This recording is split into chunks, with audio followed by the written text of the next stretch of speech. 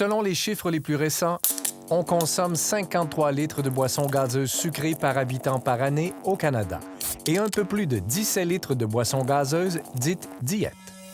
Malgré tout, on consomme de moins en moins de boissons gazeuses. De 2013 à 2018, on a vu un recul dans les ventes en supermarché d'à peu près 9,5 %, ce qui est quand même énorme.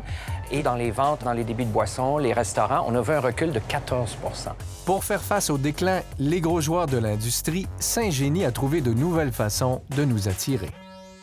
Ici, Bleuet et Baie d'Assailles, on vise la nouvelle génération. Effectivement, on vise la nouvelle génération et on vise le consommateur qui va être séduit par cet argument que s'il y a des fruits, si le produit a vu un bleuet en quelque part dans sa production, ça doit être plus santé. Donc, on joue sur cette association mentale-là, qu'on ne questionne pas trop.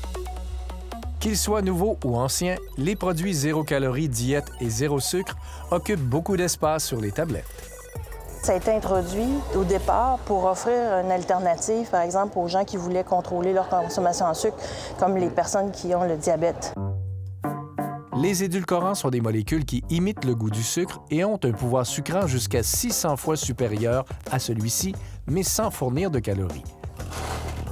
Presque tous les édulcorants couramment utilisés sont des produits de synthèse. Dans le cas de l'aspartame et de l'acésulfame potassium, ce sont des molécules de synthèse, c'est-à-dire qu'on est capable aujourd'hui, avec des acides aminés, de faire une synthèse qui permet de les obtenir. Mais la communauté scientifique s'inquiète des effets sur la santé de la consommation de ce type de boisson. En continuant à consommer des boissons gazeuses qui donnent le goût sucré, il y a des chercheurs qui commencent à se demander de quelle façon l'organisme y répond. Le sucre, c'est bon en soi, c'est la surconsommation le problème. Et malheureusement, de remplacer ça avec du faux sucre, ces sucres qui ne sont pas caloriques, mais ça ne semble pas régler le problème. Le pire, c'est que ça semble l'exacerber même. Auteur du livre La vérité sur le sucre, André Marette est un chercheur de réputation internationale. Depuis 20 ans, ses travaux sont axés sur les causes du diabète. On a remplacé le sucre par des édulcorants, souvent malheureusement artificiels, donc c'est des molécules chimiques. Et ce qu'on s'aperçoit, c'est que ces molécules qui devaient nous protéger au départ contre les méfaits du sucre, semblent en fait pas du tout avoir des effets bénéfiques. Publié dans le Journal of the American Medical Association, JAMA, une nouvelle étude sur la consommation de boissons gazeuses a été menée auprès de plus de 450 000 personnes de 10 pays d'Europe sur une période de 16 ans.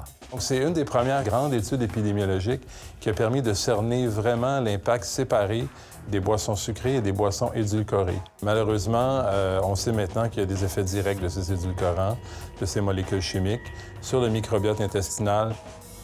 Donc, ces molécules activent des récepteurs dans l'intestin et probablement nous font croire qu'on a une prise de calories, mais les calories, il n'y en a pas derrière. Donc, le cerveau, qu'est-ce qu'il fait? Il nous dit de consommer plus parce qu'il faut compenser pour le fait qu'on a eu un goût sucré, mais pas de calories qui vient avec. Dans l'étude, on constate en effet une prise de poids chez beaucoup de personnes qui consomment des boissons avec édulcorants. Donc, du Coca-Cola diète ou du Coca-Cola normal, les risques sont les mêmes. De nombreuses études, dont celle de JAMA, confirment que les gens qui consomment 2 verres et plus par jour de boissons gazeuses ont plus de risques de mourir prématurément. Et ce qui a été observé, parce que ce sont des études observationnelles d'association, c'est que les grands consommateurs de boissons sucrées, mais même de boissons sucrées édulcorées avec des faux sucres, développent plus de risques pour l'obésité, le diabète, les maladies cardiovasculaires. Ce qui est très délicat, auquel il faut toujours faire attention, la partie de la population qui est attirée par ces boissons-là a d'autres facteurs de risque. Est-ce que la prise de boissons sucrées édulcorées est un marqueur d'une mauvaise hygiène de vie qui fait que les gens, dans le fond, qui consomment ces boissons ont beaucoup d'autres facteurs de risque qui mènent à ces problèmes? On ne le sait pas.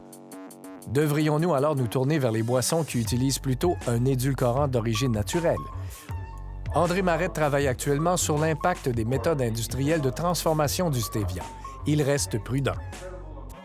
C'est vrai que ça vient d'une plante, c'est déjà un avantage par rapport à un produit chimique comme l'aspartame, mais encore fallait-il qu'on fasse des recherches rigoureuses.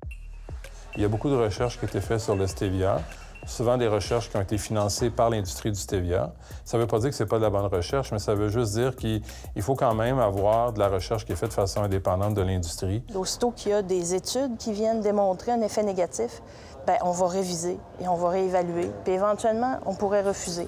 Il faut que Santé Canada, entre autres, et d'autres organismes font vraiment une réévaluation du risque associé à ces produits. Pas seulement le risque pour la toxicité, le cancer, mais le risque pour des complications métaboliques à long terme qui vont mener éventuellement à plus d'obésité, peut-être plus de diabète et peut-être des maladies gastro-intestinales. La recherche, elle est là. Pour l'ensemble des consommateurs, si on est habitué à faire un geste à chaque semaine, à chaque jour, je pense pas que ces études-là et que ce niveau de connaissance-là va venir influencer le choix. Ça prendrait, je pense, un peu plus de battage médiatique pour sonner un signal d'alarme pour dire hey, faites attention, là, il y a vraiment quelque chose là. Donc, la lumière rouge est allumée, là. Il faut vraiment qu'on soit conscient de ça et qu'on éduque la population de faire attention à ces produits.